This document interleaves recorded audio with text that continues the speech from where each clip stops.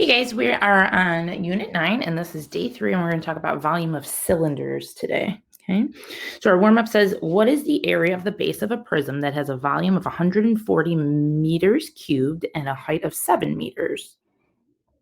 Okay, so our keywords is that we are talking about a prism and the volume of it. Okay, so if we go to our reference sheet, we write down the formula for volume, which is big B times H.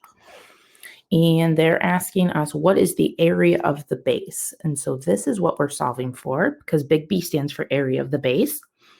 It says it has a volume of 140, so we're going to replace the volume with 140. We're going to keep big B so that we can solve for it. And they're telling us that the height of our prism is 7, so our height is going to get replaced with a 7. Okay.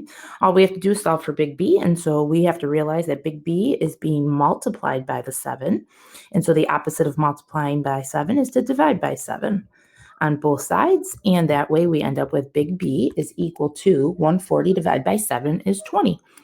Okay, and because big B is an area of the base, then our 20 will be labeled with meters squared because it's an area. And there's our answer. Okay. All right, so coming down, formula for volume of a cylinder is given to us on our reference sheet.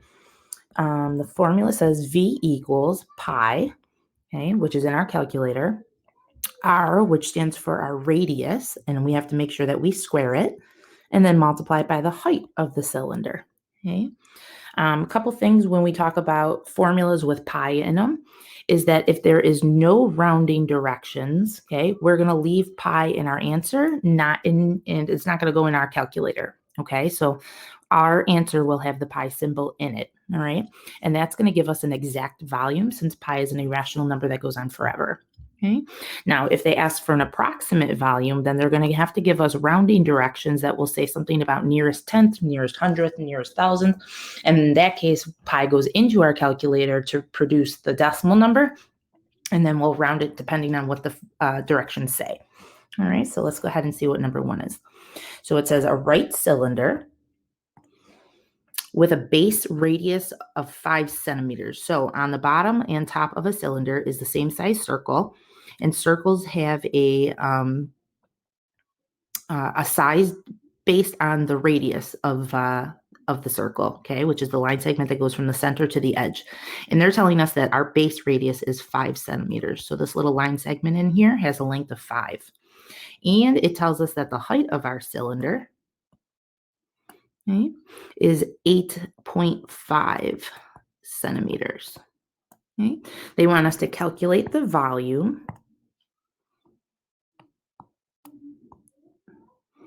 in terms of pi, which means pi will stay in our answer for this figure. All right, so because it's volume and it's of a cylinder, we go to our formula sheet and we write down our formula, which is volume equals pi r squared h. Okay. Since we're figuring out volume, we're going to leave V open. Okay. Pi always stays pi for now, and then our radius is 5.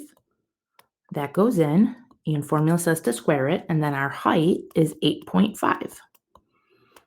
All right, so everything has been replaced, and so all we have to do is calculate. Now, because they said leave it in terms of pi, that means that pi will stay here, and all of this will go in our calculator. So if we type in 5 squared, or 25, times 8.5, we end up with 212.5. Now, because pi wasn't in our calculator, it has to go right after the 212.5. So we have 212.5 pi, and that is our volume. Our dimension was measured in centimeters, and because it's a volume, which is 3-dimensional, we'll give it the exponent of 3. And there is the volume of our cylinder. Okay, so not too bad. Number 2. It says, what is the radius of a cylinder that has a volume of 108 pi feet cubed and a height of 3 feet?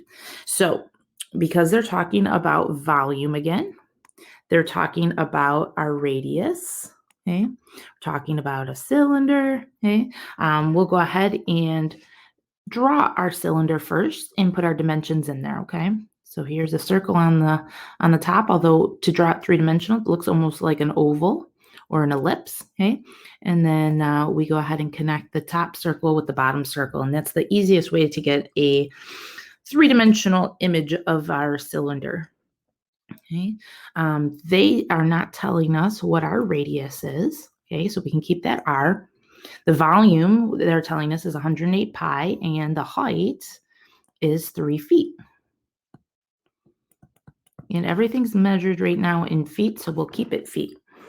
All right, so our formula is V equals pi R squared times height. We're going to go ahead and take out the volume and replace it with what they told me the volume was, which is 108 pi. Common mistake is that people will just put 108 and forget the pi part, but the pi part is part of the volume, so you have to make sure that you plug it in. Okay? On this side, pi will stay. The R will stay because that's what we're solving for, and don't forget that you have to square it. And then the height will get replaced with 3. All right, so the cool thing that our volume came with pi is that a pi on the left side and a pi on the right side of the equal sign, they will cancel each other out. And so all we're left with is 108 equal to R squared times 3, which is 3R squared. Okay, we're going to go ahead and divide by 3. And that way we end up with R squared is equal to 108 divided by 3 is 36. To solve for R, we have to get rid of the square by square rooting. And so now we just have R equals the square root of 36, which is 6. Okay, and to throw a label on it, everything's measured in feet. And so our radius is just one dimension. Okay, it's just a length. And so it'll just get radius equals 6 feet. Okay, and that one's finished. Number 3. Number 3, we have an oatmeal is packaged in a cylindrical container as shown in the diagram below. The diameter of the container is 13 centimeters. So you can see that the diameter goes all the way across the circle through the center.